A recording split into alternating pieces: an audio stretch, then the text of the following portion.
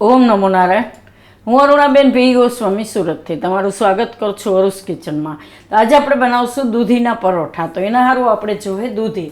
તો આપણે 2 દૂધી લીધી છે આ રીતની, અને લોટ તો ઘઉંનો લોટ આપણે લીધો છે 2 કપ જેટલો. તો જે નોર્મલ રોટલીનો લોટ આપણે હોય એ જ આપણે લોટ લીધો છે. અને મસાલામાં આપણે નોર્મલ મસાલા જોઈએ, હિંગ, જીરું, ધાણા જીરું, હળદર, લાલ મરચું નહીં નાખીએ, આપણે આમાં લીલા મરચાં નાખીશું. તો આ લીલા મરચાં લીધા છે, થોડો કિચન કિંગ મસાલો અને થોડાક લીલા ધાણા લીધા છે, અને મીઠું જોવે સ્વાદ પ્રમાણે, ને તેલ જોવે. બસ આટલી વસ્તુ આપણે જરૂર પડશે. તો પહેલાં આપણે આ દૂધી છે એને છાલ કાઢી લેવું.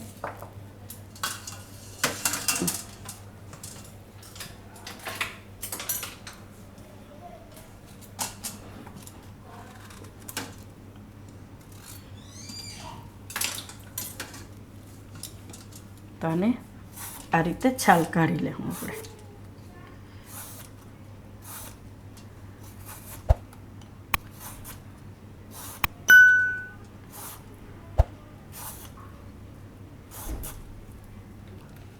તો 2 દૂધી આપણે છાલ કાઢી લીધી છે, એને આપણે છીણી લેવું આ રીતની છીણીમાં. આ રીતનું છીણ બનાવી લેવું. તો દૂધી આપણે બધી છીણી લીધી છે. આમાં આપણે થોડુંક મીઠું નાખી દેવું આ રીતે, 1 ચમચી જેટલું, અને મિક્સ કરી લેવું.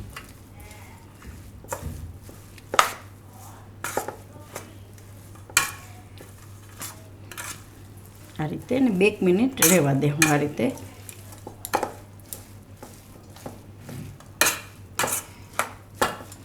તો ત્યાં સુધીમાં આપણે આ મરચાં છે એને ટુકડા કરી લીધા છે, એને પીસી લેવું મિક્સર જારમાં આ રીતે.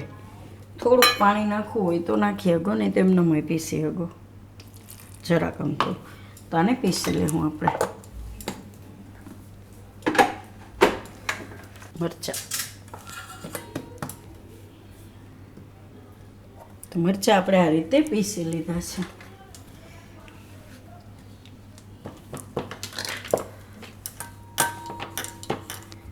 આને થોડીક વાર રહેવા દઈ સાઈડમાં, અને થોડુંક તેલ ગરમ મૂકી દઈ વઘાર કરવા માટે. તો આ કઢાઈ લીધી, ગેસ ચાલુ કરશું, આમાં થોડુંક તેલ નાખીશું, બહુ ઝાઝું નહીં, ખાલી આપણે વઘાર કરી શકીએ એટલું જ. 2 થી 3 ચમચી જેટલું તેલ નાખવાનું.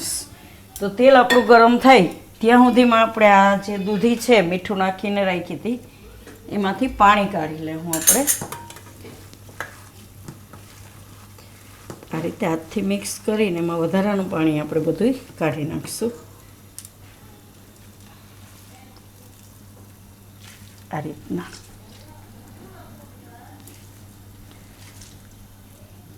નિતારીને બધું પાણી કાઢી નાખીશું આપણે. તમે કપડાથી બાંધીને કાઢી શકો, અને આ રીતે હાથથી નિતારી શકો,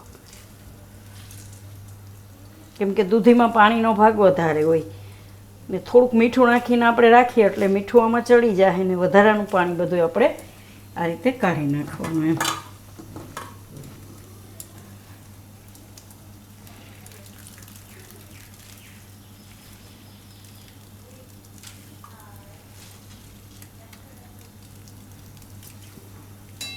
તો બધી દૂધી આ રીતે આપણે કરી લેવું.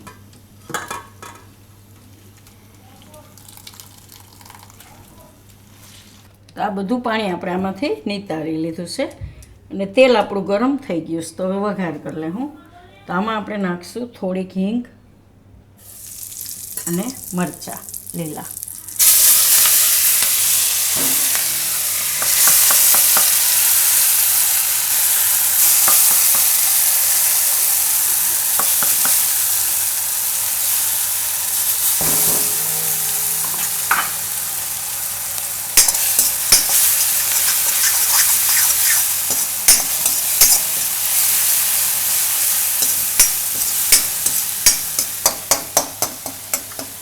આમાં આપણે બીજા મસાલા નાખી દઈએ.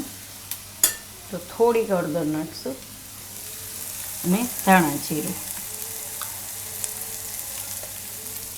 ને મીઠું આપણે દૂધીમાં નાખ્યું હતું એટલે આમાં આપણે એકદમ થોડું નાખીશું, પછી લોટમાં આવશે એટલે.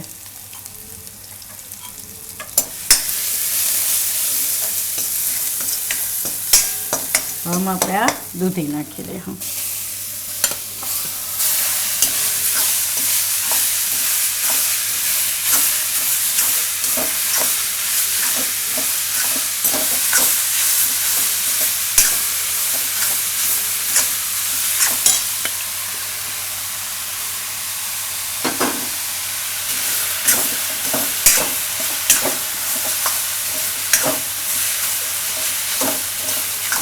થોડીક વાર આને પકાવી લઈશું. આમાં આપણે આનો કાચો ટેસ્ટ ન આવે દૂધીનો એમ. તો થોડોક એમાં કિચન કિંગ મસાલો નાખી દઉં. થોડોક આપણે લોટ બાંધવામાં નાખીશું.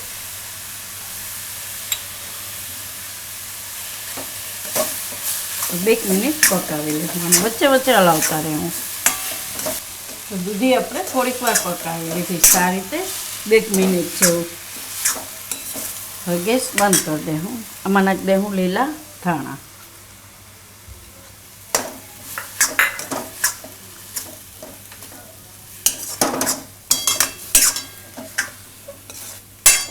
આને કાઢી લેવું આપણે બીજા વાસણમાં.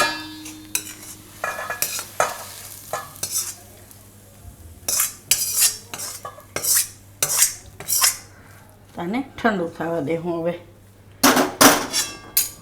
તો ઠંડુ થાય ત્યાં સુધીમાં આપણે લોટ બાંધી લેવું. તો આમાં આપણે લોટ લઈ લેવું ઘઉંનો. થોડુંક રાખીશું.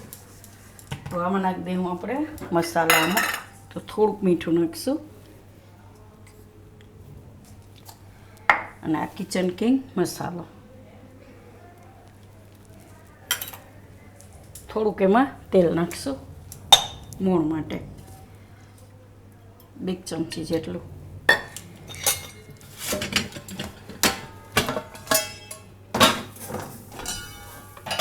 થોડુંક નાખીશું આખું જીરું. આ રીતે હાથથી ક્રશ કરી.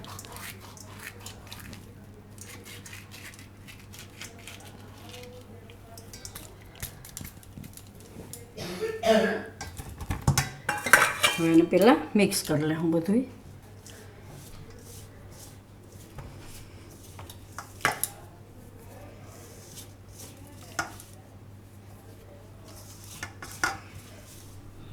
તો થોડું થોડું પાણી નાખીને લોટ બાંધી લે.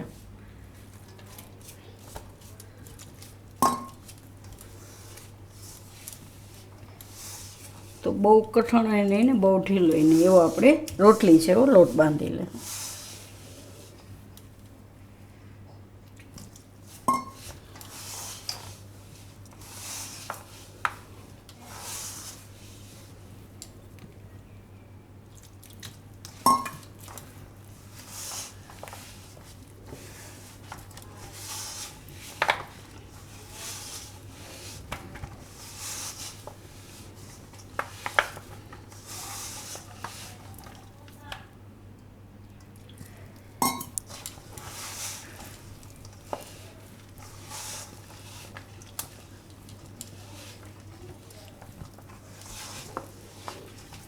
આ રીતનો આપણે લોટ છે.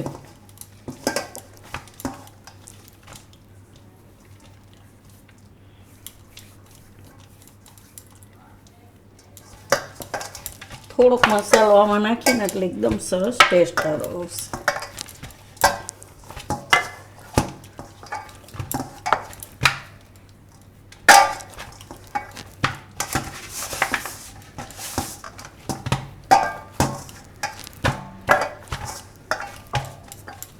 આમાં થોડુંક તેલ નાખી દે. હું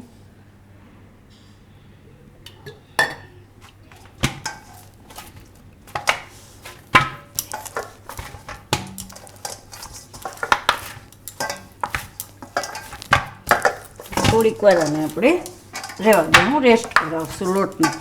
તો ત્યાં સુધીમાં આપણું સ્ટફિંગ ઠંડુ થઈ જાય એમ. 10 મિનિટ છે. 10 મિનિટ થઈ ગઈ છે. આપણે આ સ્ટફિંગ ઠંડુ થઈ ગયું અને લોટ હવે જોઈ લઈએ. તો લોટ એકદમ સરસ સેટ થઈ ગયો.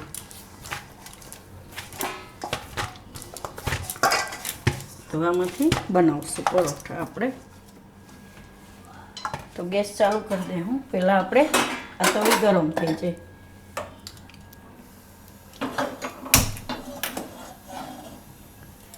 આમાંથી આપણે એક લુઓ લેવું, આ રીતનો થોડોક મોટો.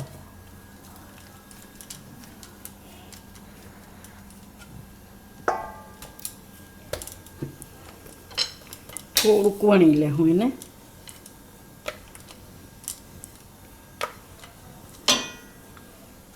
કોરો લોટ લઈ લેવું.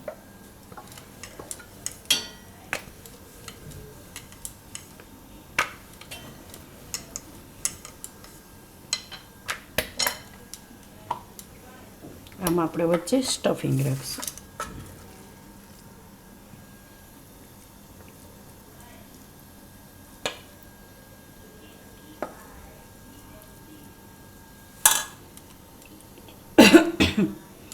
અને આપણે આ રીતે પોટલી જેવું બનાવી લેવું.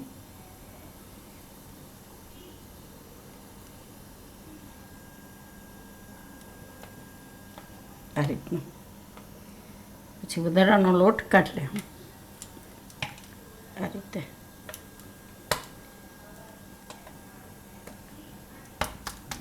ગેસ ધીમો કરી નાખશું. હા, એકદમ તપી ગયું. આ રીતે કરી દેવાનું એટલે બધી બાજુ આપણે આ સ્ટફિંગ ફેલાઈ જાય.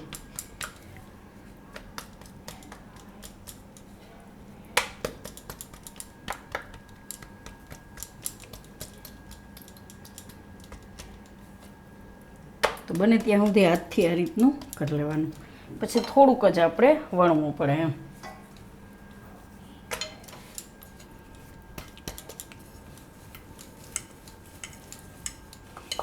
એટલે મીડિયમ બનાવવાના, બહુ મોટા નહીં બનાવવાના.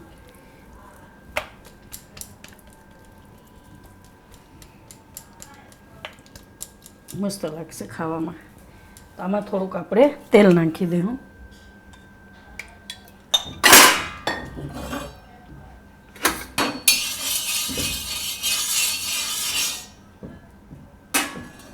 આમાં શેકી લેવું આપણે.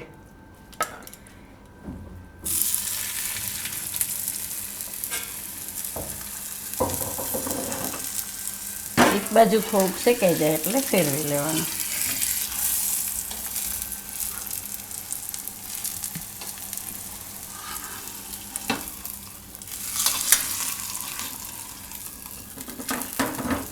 બે બાજુ શેકી લેવું, ગેસ ધીમો રાખીને. એમ તપી ગયો હોય એટલે લોઢી એકદમ આપણે એટલે સેજ મીડિયમ રાખીને ત્યાં સુધીમાં બીજું વણી લેવું આપણે. આ રીતે બે બાજુ શેકી લીધું આપણે. તેને કાઢી લેવું આપણે.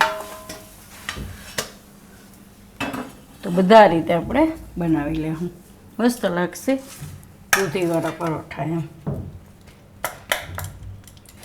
તો આપણે આ 3 પરોઠા બનાવી લીધા ને એક હજી આમાં પાકે છે ને હજી 2 થી 3 બનશે એમ. તો આટલા આપણે સ્ટફિંગ વધારે નાખ્યું છે આમાં, એટલે આમાંથી 6 થી 7 પરોઠા જેવું બનશે એમ. તો તૈયાર છે આપણા દૂધીના પરોઠા. તો જો તમને મારી આ રેસીપી પસંદ આવી હોય તો એને લાઈક કરજો, શેર કરજો, મારી ચેનલને સબસ્ક્રાઈબ કરજો અને બેલ આઇકન દબાવવાનું ના ભૂલતા. કમેન્ટ કરીને કહેજો કે તમને કેવા લાગ્યા આ દૂધીના પરોઠા.